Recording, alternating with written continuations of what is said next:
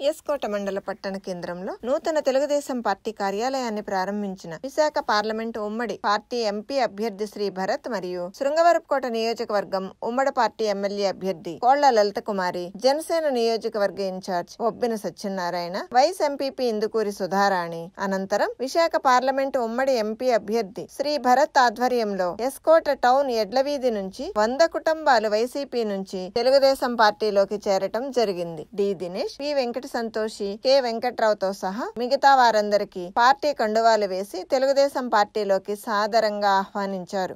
పార్టీలో చేరిన వారు సన్యాసమ్మ, గౌతమి, హరిత, భార్గవి, భవాని, కృష్ణ, హైమ, కృష్ణమ్మ, ఈశ్వరమ్మ, దివ్య, లక్ష్మి, వర, భవాని, రమణమ్మ, వెంకటి, సత్యవతి, సన్యాసమ్మ, సులోచన, అప్పల నరసమ్మ, సన్యాసమ్మ, సత్య, వాసవి, పోలమ్మ, ఎర్రయ్యమ్మ, శంకరి, సత్య, లోకేష్, పృథ్వీ, సీతా మహాలక్ష్మి, దేముడమ్మ, సూరితల్లి, వర, అమ్మాజీ, కుమారి, హుసేనమ్మ, కోటలక్ష్మి తదితరులు చేరారు. ఈ కార్యక్రమంలో రాష్ట్ర కార్యనిర్వాహక కార్యదర్శి కోళ్ల బాలాజీ, అప్పలరాం ప్రసాద్, 5 మండలాల తెలుగుదేశం, జనసేన, బీజేపీ నాయకులు, కార్యకర్తలు, మహిళలు తదితరులు పాల్గొన్నారు.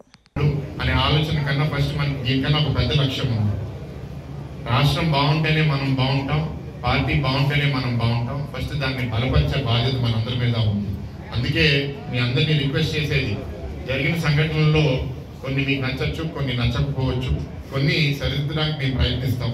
కానీ కొన్ని ఒకవేళ మనం సరిదిద్దకపోయినా ఈ ఎలక్షన్ వరకు తెలుగుదేశం పార్టీని, ఈ కూటమిని గెలిపించే బాధ్యత మనందరి మీద ఉంది. అందరూ ఒప్పుకుంటారా? భవిష్యత్తులో ఎట్లా ఉండబోతుంది? నేను అనేక సందర్భాల్లో మాట్లాడుతూ చెప్తూ వచ్చాను, నేను రాజకీయాలకి కొత్త, నేను ఇంకా రాజకీయాల్లో పాడవలేదు, నేను రాజకీయాల కోసం నా రాజకీయమే నా బతికితరుగా నేనైతే భావించట్లేదు, నాకు దీని నుంచి సంపాదన కూడా లేదు. పూర్తిగా అందరు పాడైపోయిన కార్యకర్తలు కనపడుతుంది. కానీ ఎక్కువ వరకు కార్యకర్తలు బాగున్నారు, నాయకులే ఎక్కువ మంది పాడయ్యారు. నాయకులు ఎక్కువ మంది స్వార్థపరుడు, వాళ్ళ అవసరం కోసం వాళ్ళు ఏదన్నా చేయడానికి సిద్ధంగా ఉన్నారు. సో అట్లాంటి నాయకుల కోసం పోట్లాడే తత్వం నాకు లేదు. నేను 2 కులాలు చూస్తాను, పనిచేసే కులం, పని చేయని కులం.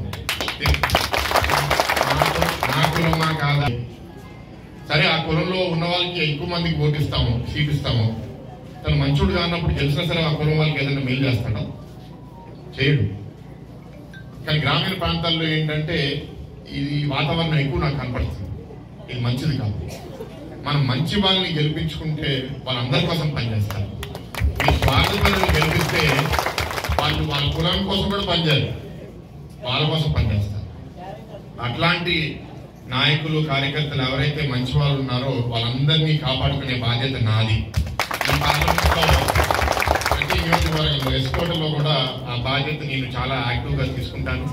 నాకు ఈ బలము, ధైర్యం ఎక్కడి నుంచి వస్తుంది అంటే, మొన్న శంకరావం మీటింగ్ లో కూడా లోకేష్ అన్న ఇదే మాట అన్నారు, సీనియర్స్ ని, జూనియర్స్ ని గౌరవించుకుంటాము, కానీ పనిచేసే వాళ్ళని మాత్రం ప్రోత్సహిస్తాము. నా చుట్టూ తిరిగితే, లలితమ్మ చుట్టూ తిరిగితే కాదు, జనాల్లో వాళ్ళు మెప్పు పొంది ఓటింగ్ తెచ్చుకోగలిగితే అలాంటి వాళ్ళని మేము ముందు పెట్టుకుని నడిపించుకుంటాం అనేది లోకేష్ అన్న అన్నారు. ఆయన్ని స్ఫూర్తిగా తీసుకుని విశాఖ పార్లమెంట్ వరకు అమలు చేసే బాధ్యత మాత్రం నేను తీసుకుంటున్నాను. అన్ని పార్లమెంట్లో అది చేయడం సులభం కాదు. ఎందుకంటే కొందరు వచ్చేసి నేను 30 ఏళ్ళు ఉన్నానంటారు. సరే, మంచిదే, కానీ 30 ఏళ్ళు ఉన్న తర్వాత మనం ఎంత పని చేస్తున్నాం అనేది ముఖ్యం. సో అది లేనప్పుడు మిమ్మల్ని గౌరవించుకుంటాం, కానీ ఒక బాధ్యత గల పదవిలో పెట్టి పని చేయించుకోలేదు. పనిచేస్తాం, మన సత్తా ఏంటో మనం నిరూపించుకుందాం. రేపు మీరు వచ్చి నన్ను నిలదీయండి. మీకు ఏ ఇబ్బంది ఎస్కోట్లో ఉన్నా సరే, నేను ఈ బూత్లో పనిచేశాను, నేను ఈ మండలాల్లో పనిచేశాను, నేను ఏదన్నా తప్పు చేసి